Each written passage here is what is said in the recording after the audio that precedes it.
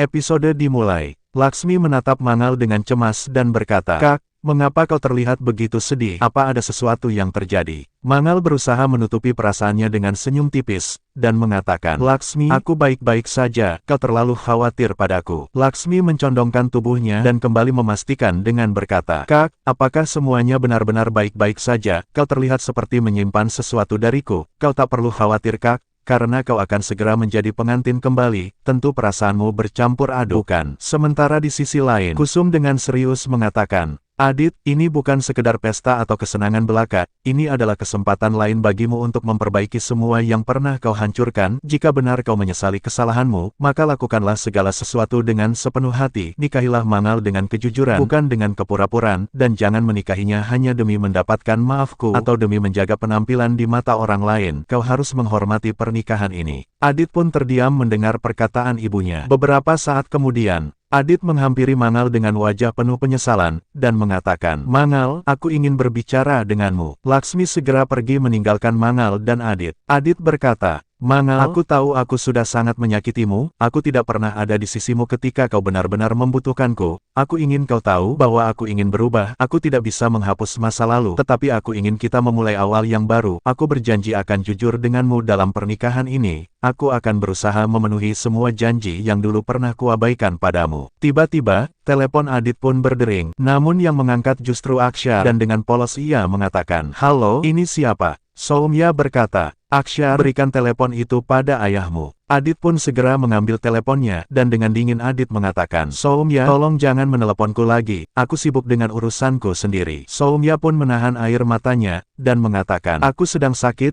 Adit, dan kau sama sekali tidak peduli padaku." Namun Adit memotong perkataan Soumya dengan berkata, "Aku tahu kau tidak benar-benar sakit, kau hanya mencari alasan untuk menekanku. Tolong, berhentilah melakukan itu." Adit segera mematikan teleponnya. Namun Kusum tiba-tiba mendekati Adit. Adit dengan gugup mengatakan, "Bu, barusan bosku menelepon, tapi aku katakan padanya bahwa aku sedang pergi untuk merayakan ulang tahun pernikahan." Kusum pun menatap Adit dengan penuh kecurigaan. Namun dalam hati, Adit bergumam penuh kejengkelan, "Aku harus menoleransi Mangal hanya demi ibu." Sementara di sisi lain, Soumya berbicara dengan dirinya sendiri dan berkata, "Mangal masih mempercayai Adit sepenuhnya, dan mengapa Adit bertingkah begitu aneh?" Setelah beberapa waktu, Mangal dan Adit menjalani puja bersama keluarga. Kusum berdoa secara khusyuk agar Adit dan Mangal dapat hidup bahagia. Namun di dalam hatinya, Adit merintih dengan mengatakan, "Sampai kapan aku harus memainkan drama ini?" Laksmi pun mendengar gumaman Adit dan mulai merasa curiga. Di dalam hati, Laksmi berkata, "Apa sebenarnya yang disembunyikan Kak Adit?" Setelah puja selesai, Santi menghampiri Kusum dengan penuh rasa hormat, dan mengatakan, "Kusum, kau adalah seorang ibu mertua yang luar biasa, aku sangat percaya padamu, aku tahu kau akan memperbaiki semuanya untuk keluarga ini." Kusum tersenyum dan berkata, "Santi, jangan merasa khawatir karena aku tidak akan membiarkan sesuatu yang buruk terjadi pada menantuku Mangal." Keesokan harinya, Soumya menanyakan keberadaan Adit pada rekan kerjanya. Rekan kerja Adit mengatakan, "Soumya, Adit sedang cuti dari kantor." Soumya pun berkata, "Apakah dia baik-baik saja?" Rekan kerja Adit pun menjawab, "Aku tidak tahu, Soumya." Setelah beberapa saat, Soumya menelpon Adit, namun Adit tidak mengangkatnya, bahkan dengan sengaja menutup telepon dengan handuk. Mangal mencoba mengambil telepon Adit, tetapi Adit bergegas meminta Mangal untuk sarapan. Setelah Mangal pergi, Adit pun segera mengangkat panggilan dari Soumya. Soumya dengan mendesak berkata, "Adit, di mana kau sebenarnya?" Namun dengan tegas Adit mengatakan, "Soumya, aku tidak bisa bicara denganmu lagi, tolong, jangan hubungi aku." Setelah beberapa saat, Mangal, Santi, dan Kusum akan pergi bersama Adit. Namun tiba-tiba Kusum meminta Mangal untuk duduk di kursi depan bersama Adit. Mangal merasa bingung, namun segera menuruti perkataan Kusum. Mereka pun pergi berbelanja sari bersama. Sementara itu, Soumya secara diam-diam mengikuti mobil Adit dengan wajah tampak kesal dan gelisah. Di toko sari,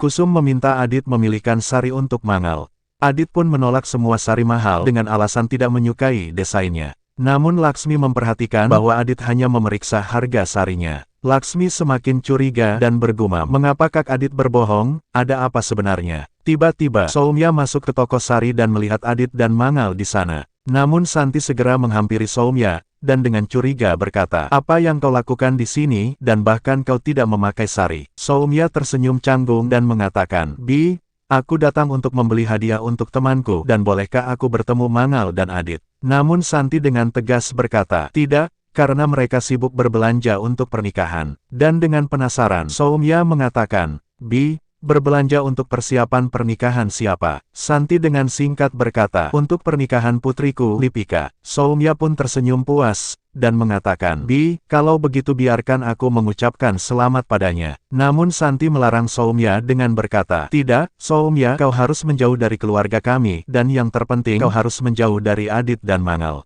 Soumya pun terpaku mendengar perkataan Santi. Sementara di sisi lain, Lipika membujuk Mangal untuk mencoba sebuah sari. Tetapi Mangal menolaknya dan dengan lembut mengatakan, tidak perlu, Lipika, karena aku ingin terlihat seperti diriku sendiri. Adit berpura-pura bersikap manis dengan berkata, Mangal, tolong setidaknya sekali saja, cobalah. Kusum pun ikut mendukung dengan mengatakan, Mangal, tidak ada salahnya mengubah sedikit penampilanmu.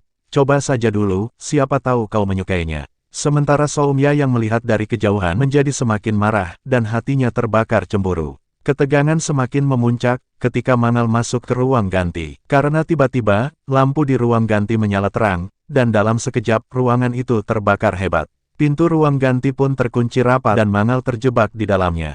Asap tebal mengepul dan menyebar dengan cepat di dalam ruang ganti.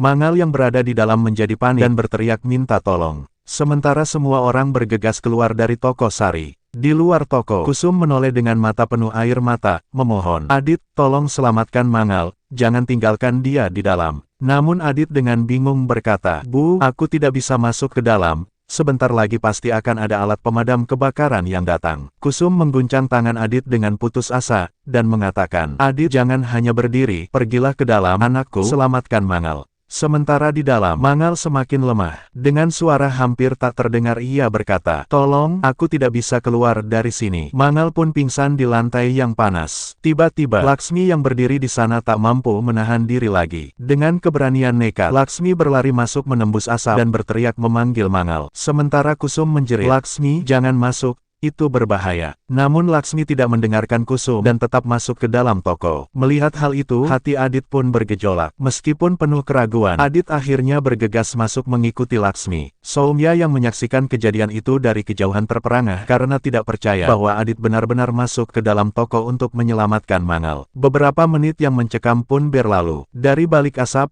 akhirnya Laksmi dan Adit muncul dengan Mangal yang terjatuh lemah di lantai yang panas. Adit yang melihat hal itu segera menyelamatkan Mangal. Dengan penuh tenaga, Adit menggendong Mangal dan membawanya keluar dari toko. Begitu mereka sampai di luar, Kusum dan Santi langsung berlari dan memeluk Mangal erat-erat. Santi tiba-tiba melihat luka di tangan Adit dan berkata, Adit, tanganmu terluka, apakah kau baik-baik saja, nak? Dan terima kasih, Adit, karena kau telah menyelamatkan putriku. Adit pun hanya terdiam. Kusum segera meminta keluarganya untuk pulang. Sementara Soumya yang melihat momen itu justru merasa marah, cemburu, dan hatinya semakin kacau.